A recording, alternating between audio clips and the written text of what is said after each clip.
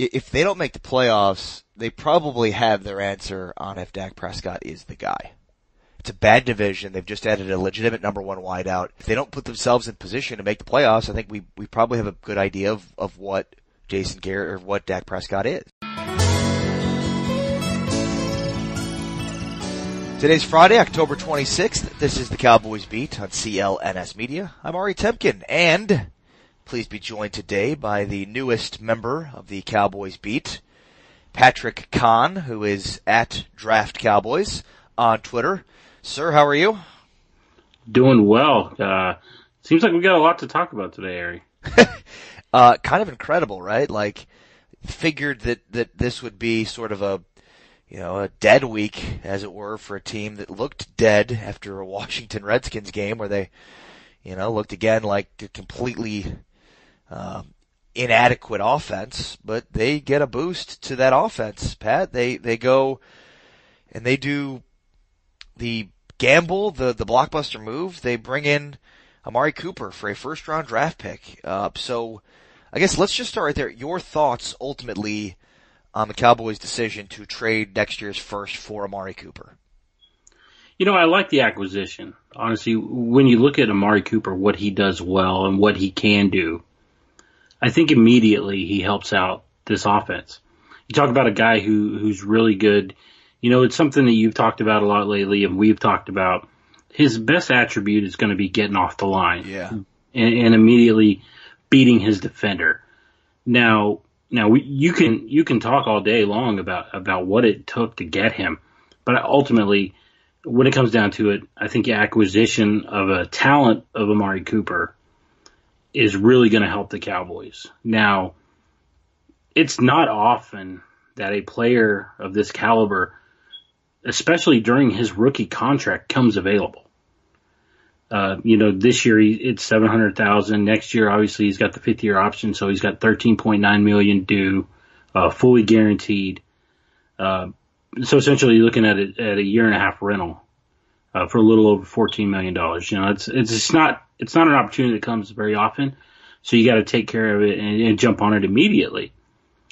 He's going to beat people off the line. He creates 3.8 yards per target of separation. That is going to be the best on the team. Beasley does 2.5, and Gallup and Hearns 1.7 apiece. Right. So, and when you have a quarterback like Dak Prescott, who's a guy that, he doesn't throw with anticipation all the time. It's something that he struggles with. The type of quarterback that he is, he's a see it open, throw it quarterback. So he's looking for the guy to be open, and then he pulls the trigger. Okay, well, if I see Amari Cooper running downfield and the other guy is 4 yards behind him, I'm going to throw it to him. And so those things are going to help. It's going to help the run game. It's going to help with I think it's going to help across the board. So initially I'm excited. And then you look at the price and you go, well, he gave up a first round pick. Well, I'll just tell you this right now. As I've started doing some of my draft work and looking at who's going to be available, there were some wide receivers that I really liked that I wanted at that I could possibly want there at the first round. But when you look at it, there's not a guy that I think is in the same atmosphere as Amari Cooper. And so now you're looking at, I used the first round pick next year to get a wide receiver. I'm just getting him 6 months earlier, half the season earlier. I get this guy in here so he can get acclimated and get used to the offense.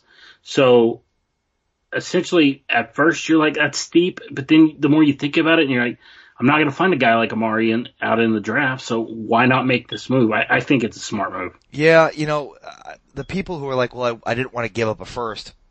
I mean, I get it, of course not, but, it seemed as though, it's not as if the Cowboys were like, do you want a first and didn't offer a second, right? That's what they had to give up. So if it comes down to give up a first and get Amari Cooper, or don't give up a first and you don't get him, then I think it's the right move.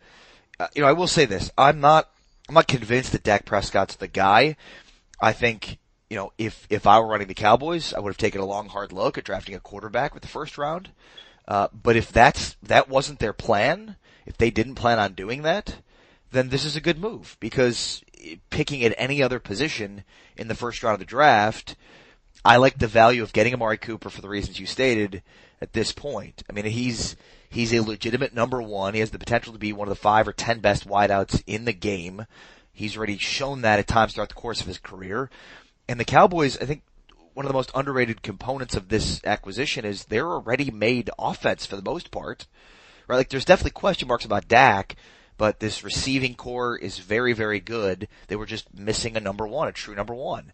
You know, now with Zeke Elliott, with the offensive line being okay to good, at times above average, at times below average, but all the pieces are there. They were just seemingly a number one wideout away. And Pat, the most important thing for me in this acquisition was this removes any potential excuses that the Cowboys could have for Jason Garrett, for Scott Linehan, and for Dak Prescott.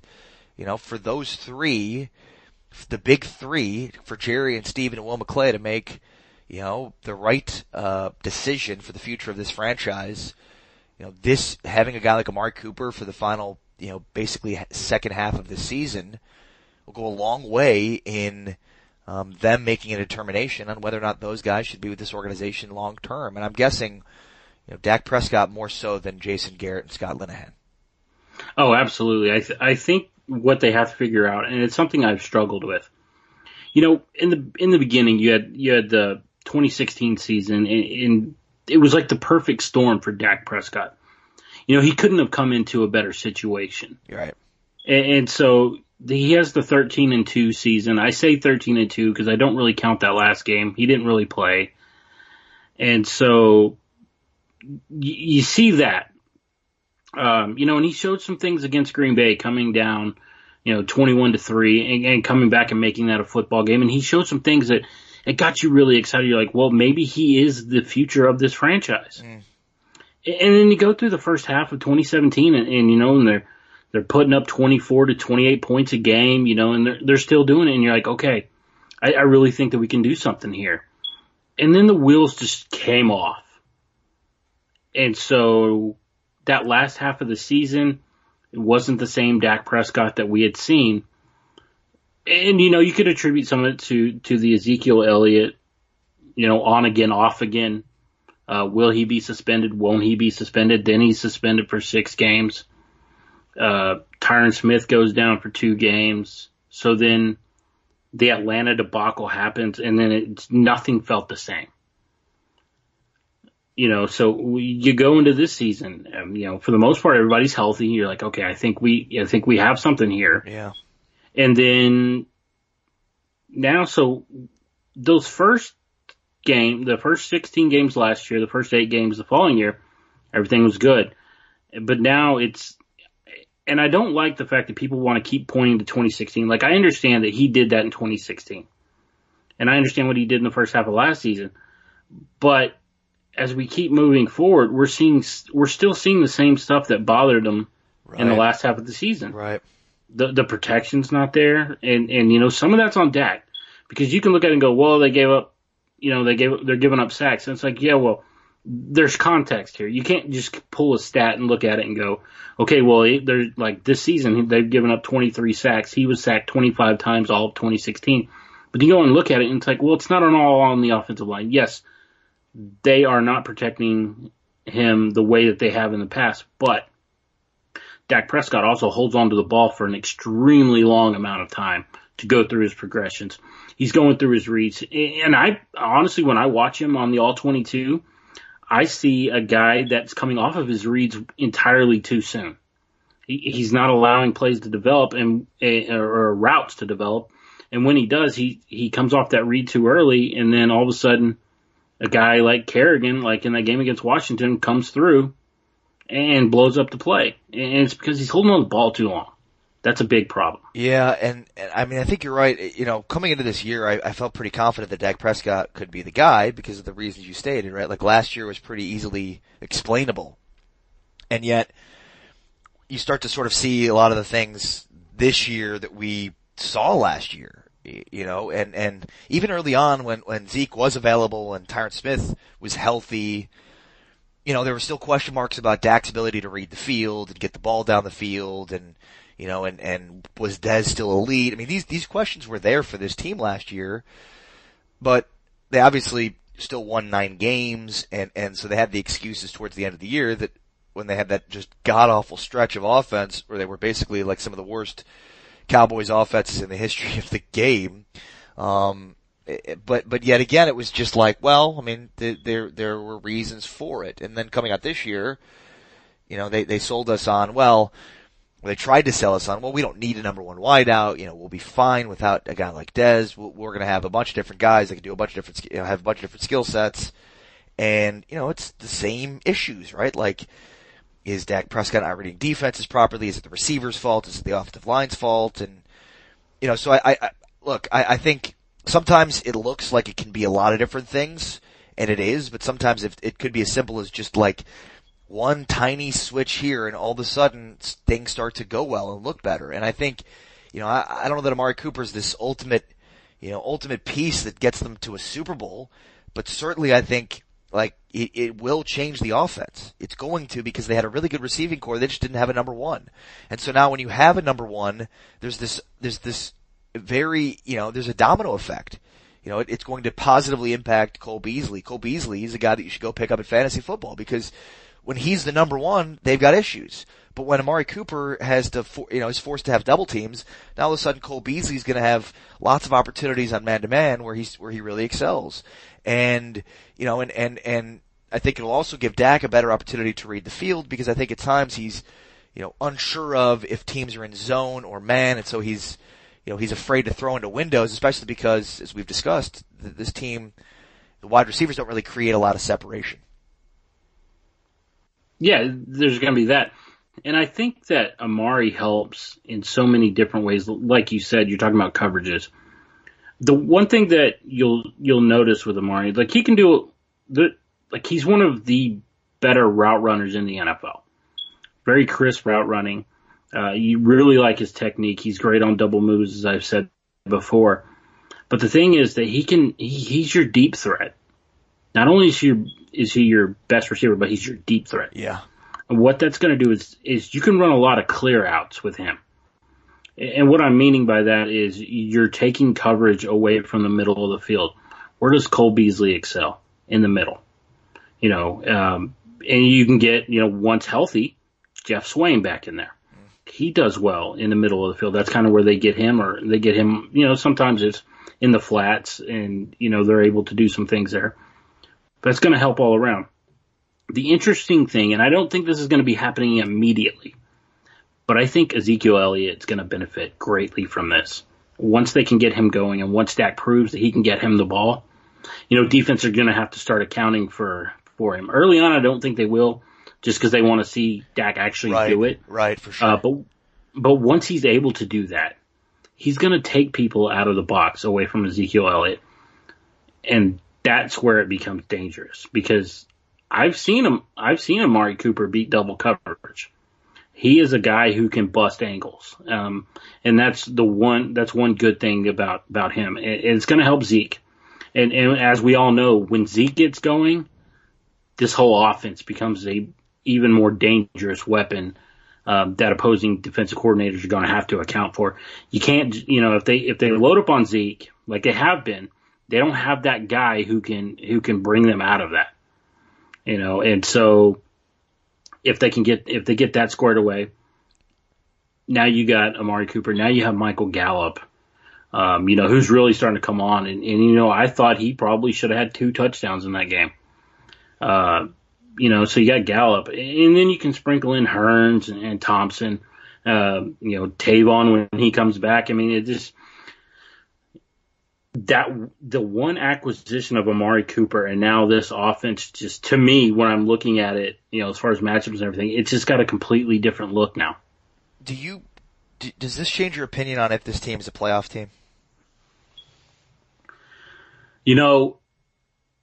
At first I would say no, but I'm looking at the division. At first I would have said, like, if you would have told me, now before the addition of Amari, I questioned whether they could get to the playoffs. I think he helps them in that. And the big reason why I have zero confidence in the Washington Redskins. Yeah, they beat the Cowboys. I get that. but they don't do anything special. Yeah. Their quarterback is Dak Prescott. They're the same guy. Yeah. And they have trouble with their receivers. I mean, they got a top draft pick in Josh Doxson. Nobody fears him. They do run the ball well. That'll help them. But they're one of those teams that they're going to wait for you to make a mistake because they know they're not going to. Yeah, I completely agree. And I didn't think they were going to win this division, Washington. I still don't. I still think the Cowboys or the Eagles will win this division, and I guess I don't think I would have said that if they didn't get Amari Cooper, especially having already lost to Washington. But I mean, I just, I don't know that without seeing what this team looks like on offense with Amari Cooper, I'm not ready to say they're a playoff team. But I also think that they are in such better position in a division that's very, very winnable, where I still think the favorites to win the division have the same record as the Cowboys and the Eagles at 3-4. So I'm with you. I mean, they have an older Dak Prescott at quarterback who embraces, not throwing the ball down the field, and Alex Smith. I mean, he's constantly squaring his shoulders to the sidelines. So that kind of tells you what kind of a quarterback he is. And so for me, it does. Like, it definitely changed my opinion, because through the first 7 games of the season, 6 of the 7, this offense looked horrible, completely inadequate. And the 40 points they put up against the Jags, that was the anomaly, and not anything that we could say you expect to see on a week-to-week basis. And now, obviously, we'll see how quickly this thing can come together, and there's enough time now with the bye week this week, and then Monday night the next week. So, I mean, they've got a long, week coming out of the bye too after that. But, I mean, this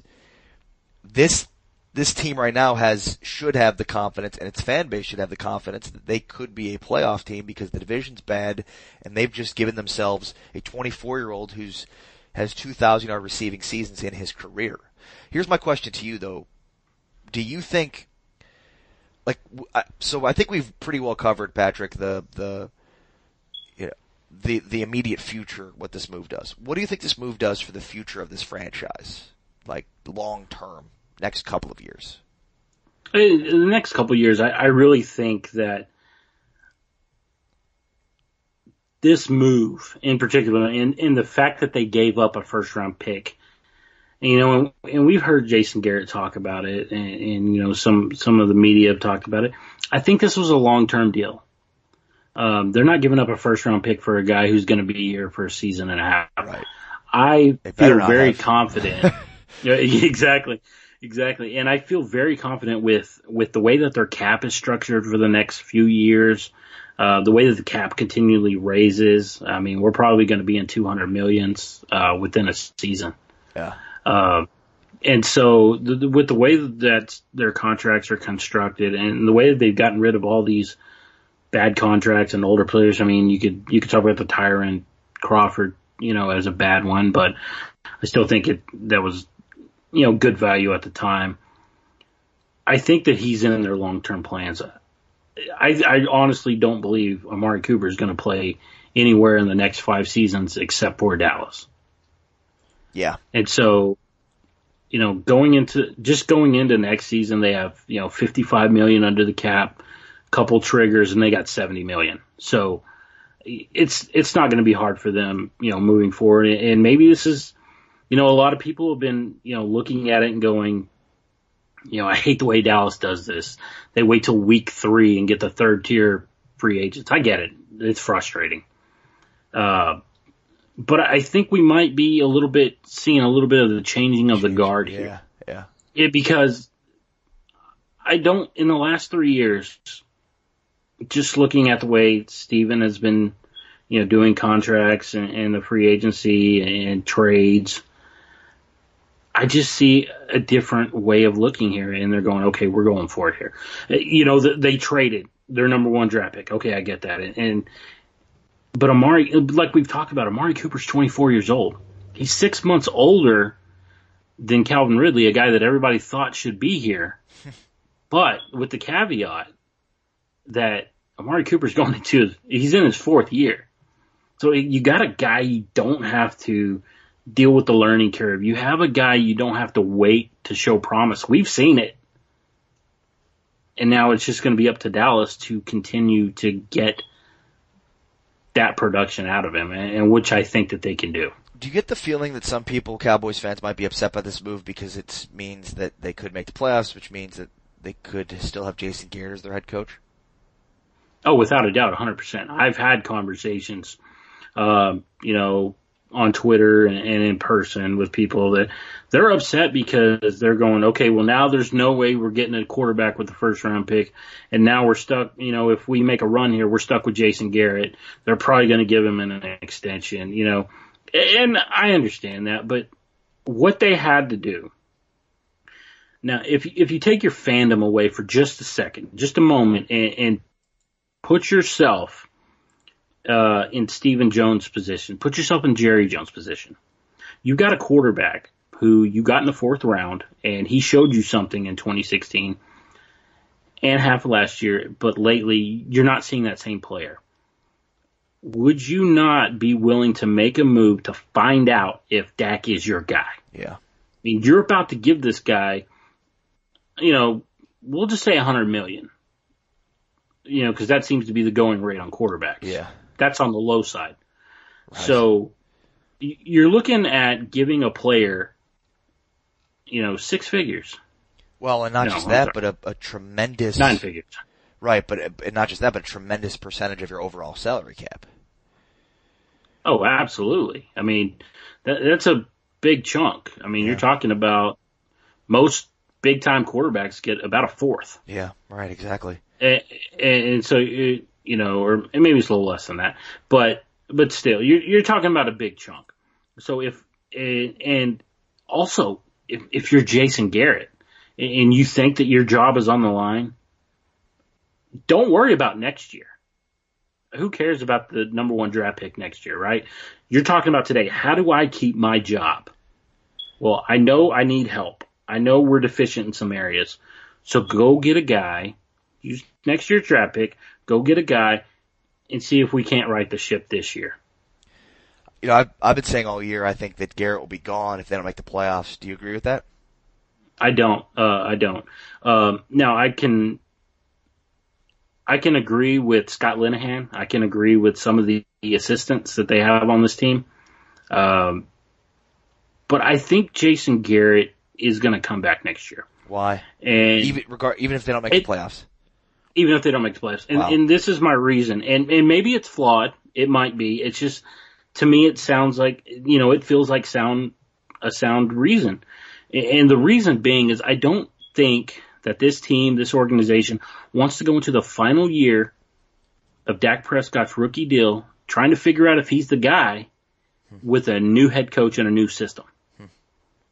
I just feel like it's going to delay their ability to really look at Dak Prescott and say, are you the guy or aren't you the guy? Because honestly, right now, I look at Dak Prescott and I go, I think you could be a franchise quarterback, but I also think that you're a quality backup. I don't know which one he is, and that's a big issue. And so that's why I think why Jason Garrett will be back. We know that Jerry Jones loves Jason. We get that. That's why he was hired before Wade Phillips was. I've never heard of an offense coordinator having a job before head coach. So you know that he loved him. I mean, obviously he played for the Cowboys, so they bring him in. But the interesting thing is, and this is kind of why I raised my eyebrows a little bit on this. Jason Garrett went through that period of, he was 5-3 as an intern. And then he had 3 8-8 seasons, a 12-4, 4-12, 13-3, 9-7, and now this. And people are going, what is it about Jason Garrett that would keep him? Well, the team fights for him. But what's interesting is because, and I know it's a different dynamic, but when Wade Phillips was here, he had 3 straight winning seasons. He never had a losing season until the season he got fired when he was at 1-7. You could say they lost the locker room, all that. I get that. I mean, you lost your franchise quarterback in Tony Romo due to injury, get blown out at home. or a blown out against Green Bay, and then they fired him. So it's like I've seen Jerry be less patient with other coaches than he is with Jason, and you know it has to do something with how he feels about Jason personally. Yeah. So, and that's another reason why I'm not ready to say, well, Jerry's done. Yeah. And I mean, it's hard to feel the opposite way because, I mean, that's what we've seen basically in the last decade with Jerry Jones and Jason Garrett. There is a trust level there. There is a relationship there. But I just think it's reached a point where, I mean, first off to the Dak point, you know, would they go into the final year of Dak's contract without, you know, with a new head coach? If they don't make the playoffs, they probably have their answer on if Dak Prescott is the guy. It's a bad division. They've just added a legitimate number one wideout.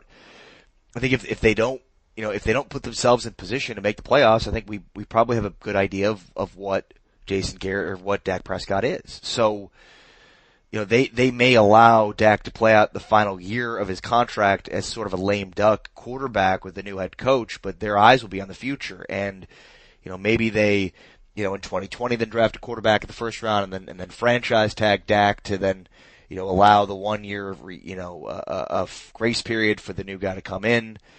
But I just think there's this general apathy for Cowboys fans that's beginning to set in. And it's because of Garrett. I mean, there is just such a loud contingency of Cowboys fans that are done with him. And, you know, if they make the playoffs, then there's an argument to be made about keeping him. But if they don't, it's going to be very, very hard for Jerry's franchise, which has always been unbelievably popular, to survive that. And I mean, obviously not like it won't ever be the same, but there is apathy. There is. I mean, the local television ratings tell you there's general fan apathy already. So I can't imagine what that would be if the team did, if the team did keep Jason Garrett, even if they missed the playoffs. That's Patrick Conn on Twitter at Draft Cowboys. I'm Ari Temkin on Twitter at Ari Sports. Hope you've enjoyed the new and improved version of the Cowboys Beat right here on CLNS Media. Make sure to hit that subscribe button, and of course, make sure to rate the podcast as well. Coming up next week, we will preview the Cowboys and Titans on the Monday Night Football game after the dreaded bye week. And we'll take a look at what we expect out of this new and improved Cowboys offense. That's next week right here on the Cowboys Beat.